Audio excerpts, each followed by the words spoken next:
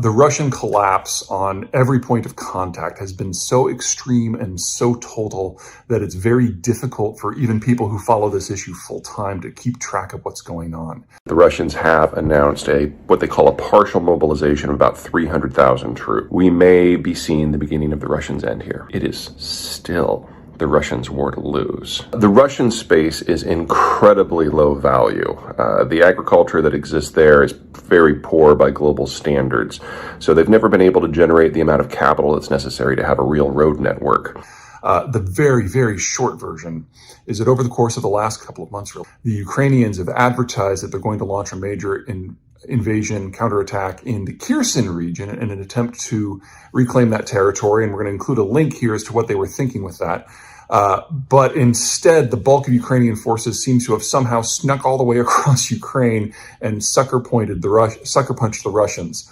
The Russians did deploy maybe 10% of their troops from their eastern front to the Kherson region in an attempt to resupply because they knew that's where the attack was going to be. And as a result, they were unprepared for the Ukrainian assault. Russia that is badly equipped and put up against a very motivated and enlarging force that is getting better training from abroad and better equipment from abroad in addition to the captured stuff, all of a sudden, at least for now, the balance of forces has really changed. And the only way that the Russians have ever been able to fight that sort of war is with more numbers.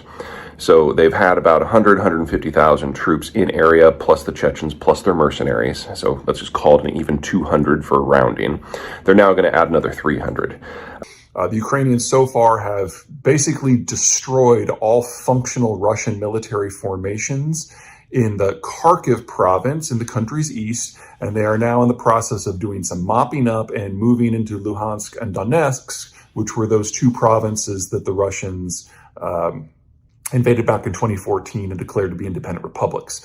The government of Luhansk seems to have dissolved, and the military of the Luhansk Republic, which is the legal fiction that the Russians created to justify the current invasion, seems to have dissolved as well.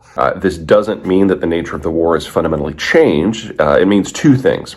Number one, this is the sort of the Russians know how to fight, just throw bodies after it. The Russians have always had a larger population than any of the countries they've gone to war with, and so they've always tried to win by numbers, and when they have won, that's usually how it has happened. Second, this isn't a fundamental break. Yes, the Russians need these troops and they need them badly, but when you've only had 150,000 in theater, and you've been fighting for 6 months more or less nonstop, and your logistics have been a mess, 300,000 troops doesn't turn the tide. It just means that you're going to be able to cycle in troops to replace the ones that have become exhausted. The Russians are not retreating. This is not moving your tanks in orderly formations to get to a more defensible border. The military has crumpled. Izium, which was the location that the Russians spent the last 2 months trying to seize and ultimately did, and it has been the forward military base for most of their operations in eastern Ukraine, has been captured by the Ukrainians, and not just captured intact. The Russians did not even get on trucks to try to drive away because the Ukrainians were using drones to hit trucks on the highway. They simply left their equipment and ran. And it appears in most cases, the only reason that the Ukrainian assault is not happening more quickly is that they are waiting for Russians on foot. So this doesn't give the Russians fundamentally more troops in theater. It allows them to rotate troops through the theater and continue fighting the war in more or less the way that they have been now, which is to say poorly. Obviously, it's still bad news for the Ukrainians, but ultimately this is getting to one of the core issues that I've been talking about since the beginning.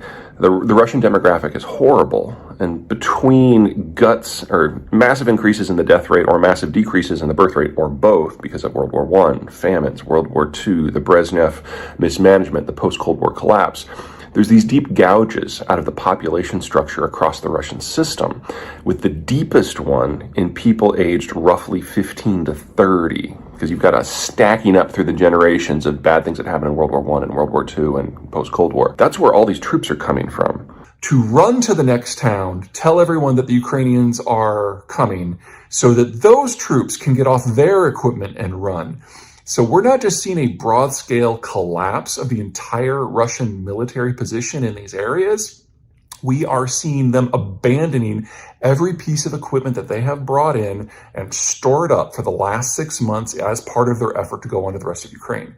So in the case of Izium specifically, that is enough tanks, artillery, ammo, and fuel to supply 10 to 20,000 men, making it the single biggest arms transfer we have seen since World War II in the days of Lend-Lease. It's just that it's from the Russians to the Ukrainians. That one day has transferred more weapons to the Ukrainian military than everything that NATO has done to this point. This is a potentially a country killer. Before, I thought that this was Russia's last war. Now I'm certain of it, or at least the last war they can fight with conventional forces. Now, will the Ukrainians be able to repeat the feats they've been doing? It's entirely possible, but keep in mind the scale of what needs to be done here. With the size of the territory in question. And it seems to be par for the course that there are dozens of instances like this on smaller scale. Now, for those of you who have been cheering for the Ukrainians, I don't want you to get overly excited here. We have seen this before. The Russian military is not well trained. It is not well equipped. Its logistics suck. They can't fight outside of rail systems because that's how they transport all of their material. And that's one of the reasons why the Ukrainians are doing so well here, is that they've taken out some of the rail depots or captured them, and leaving the Russians to know that they've been completely cut off from resupply and reinforcements. Anything they can do to disrupt the flow of men, material, and especially food supplies to the front line is something that is going to crush the Russian demographic that is responsible for the soldiers and responsible for propagating the Russian condition in the first place. Second, look for them to reach specifically for transport nodes, not just ones that are near the front line, but ones that might seem a bit of a Hail Mary, not to strike, but to capture. The one I am most interested in, of course, is Mariupol, because if the Ukrainians can reach Mariupol, they basically isolate Russian forces throughout southern Ukraine. However, Russia has won about half of the wars that it has fought. And in every single one of the wars that it has fought, that it has won, there have been moments like what is going on right now. Because what happens is the Russians move in, they get sucker punched, superior forces in terms of either number or more likely technology and logistics and morale and training, destroy them. The Russian position collapses, the Russians retreat, or more likely that military division is simply obliterated. And then back in Mother Russia, there's a bit of a regeneration and a new force comes in with different tactics and different leadership and better equipment. And then the numbers turn. And then you're talking about 100,000 Russian troops that are just stranded with no hope of resupply at all.